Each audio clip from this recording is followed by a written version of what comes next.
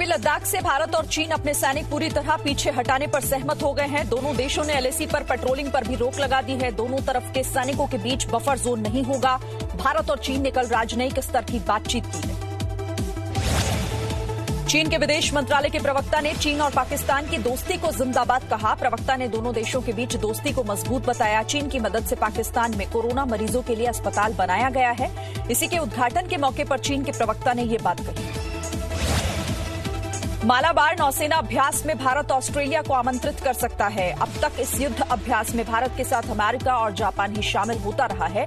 भारत की तरह से ही ऑस्ट्रेलिया के साथ चीन के रिश्ते पिछले कुछ महीनों में बिगड़े। अमेरिका के खिलाफ चीन के विदेश मंत्रालय ने बयान दिया। चीन ने कहा कि दोनों देशों के बीच संबंध काफी खराब हो चुके हैं। अब आगे संबंध की गुंजाइश नहीं है। WHO से अमेरिका के अलग होने पर चीन ने कहा कि अब अमेरिका को इस पर बोलने का हक नहीं है। चीन के सामानों के बहिष्कार पर जी न्यूज की मेड इन इंडिया की मुहिम को दुनिया भर से समर्थन मिल रहा है। मुहिम शुरू होने से लेकर अब तक 82 लाख से ज्यादा मिस्ड कॉल्स आ चुके हैं। अगर आप भी मेड इन इंडिया मुहिम का समर्थन करते हैं तो हमारे मोबाइल नंबर 7834998998 पर मिस्ड कॉल करें। अमेरिकी कंपनी बोइंग ने भारतीय वायुसेना को 5 और अपाचे अटैक हेलीकॉप्टर दिए हैं। बोइंग ने कहा है कि भारतीय वायुसेना को मिलने वाले 22 अपाचे अटैक हेलीकॉप्टर में अंतिम 5 हिंडन एयरबेस पर वायुसेना को सौंपे गए हैं। सितंबर 2015 में 22 अपाचे और 15 शिनूक हेलीकॉप्टर्स की डील हुई थी। रक्षा मंत्री राजनाथ सिंह ने अमेरिका के रक्षा मंत्री मार्क एस्पर से फोन पर बात की। दोनों देश के रक्षा मंत्रियों ने भारत चीन के बीच सीमा विवाद और क्षेत्रीय सुरक्षा हालातों पर चर्चा की। करीब 20 मिनट फोन पर हुई इस बातचीत की पहल अमेरिका ने की थी। अमेरिका ने पाकिस्तान इंटरनेशनल एयरलाइंस की चार्टर फ्लाइट पर रोक लगा दी है। पाकिस्तान की उड़ानों पर रोक का यह फैसला उसके पायलट्स के सर्टिफिकेट और योग्यता पर सवाल उठने के बाद लिया गया। स्विट्जरलैंड की राजधानी जिनेवा में पाकिस्तान ने अल्पसंख्यकों ने यहां पर प्रदर्शन किया है। पाकिस्तान के यहां संयुक्त राष्ट्र का मुख्यालय है। लोगों का कहना है कि पाकिस्तान में अल्पसंख्यकों का जीवन कभी आसान नहीं रहा। लोगों का आरोप है कि पिछले 16 सालों में पाकिस्तान में 70,000 पश्तूनों की हत्या की गई। अमेरिका की ऑनलाइन शॉपिंग कंपनी अमेजॉन ने अपने कर्मचारियों से कहा है कि वो अपने फोन से टिकटॉक ऐप हटाएं। कंपनी ने सुरक्षा जोखिम का हवाला दिया। हालांकि लैपटॉप से टिकटॉक को हटाने के लिए नहीं कहा गया। इससे पहले भारत में टिकटॉक को बैन किया जा चुका है। विकास दुबे के एनकाउंटर पर यूपी एसटीएफ की सफाई। ड्राइवर ने जानवरों को बचाने के लिए गाड़ी अचानक मोड़ी और वो पलट गई। विकास ने भागने की कोशिश की। एनकाउंटर में विकास दुबे को 4 गोलियां लगी। कोरोना वायरस का संक्रमण रोकने के लिए उत्तर प्रदेश में कल रात 10 बजे से 55 घंटे का लॉकडाउन शुरू हो गया है। ये लॉकडाउन सोमवार 13 जुलाई को सुबह 5 बजे खत्म होगा। लॉकडाउन में सभी ऑफिस, बाजार, फैक्ट्रियों को बंद रखने के आदेश दिए गए हैं। यूपी में इमरजेंसी और जरूरी सेवाओं पर लॉकडाउन का फैसला लागू नहीं होगा। 55 घंटों में उत्तर प्रदेश में सैनिटाइजेशन के लिए अभियान चलाया जाएगा। सरकार ने सार्वजनिक जगहों पर फेस मास्क न पहनने पर जुर्माने की राशि को 100 रुपए से बढ़ाकर 500 रुपए कर दिया है।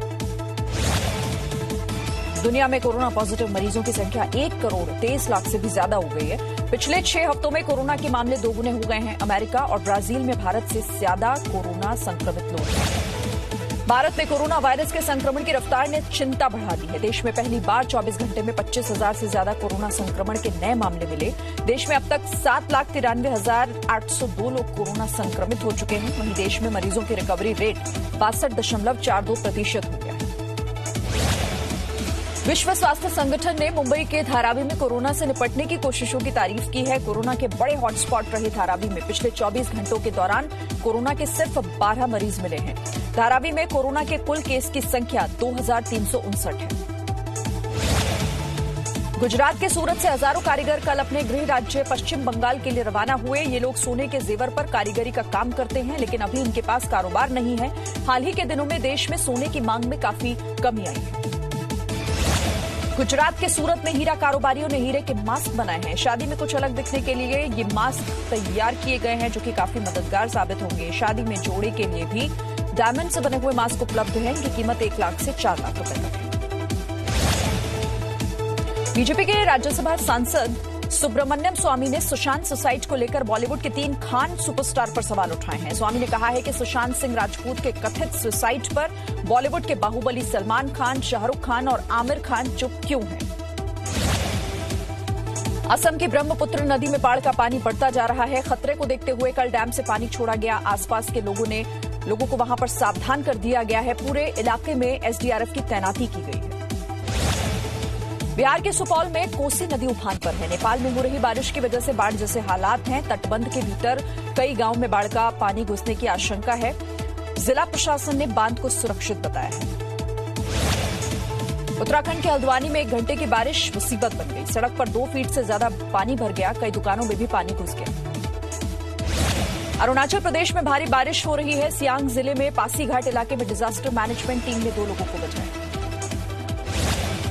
इटली की राजधानी वेनिस में बांध का परीक्षण किया गया। करोड़ों डॉलर की लागत से इस योजना को तैयार किया गया है। 1984 में इसे डिजाइन किया गया था, लेकिन 1 दशक बाद भी ये अधूरा था।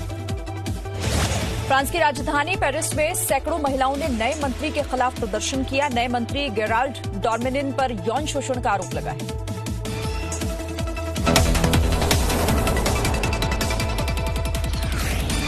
Presenting B News app, available on Google Play and App Store. Download it now.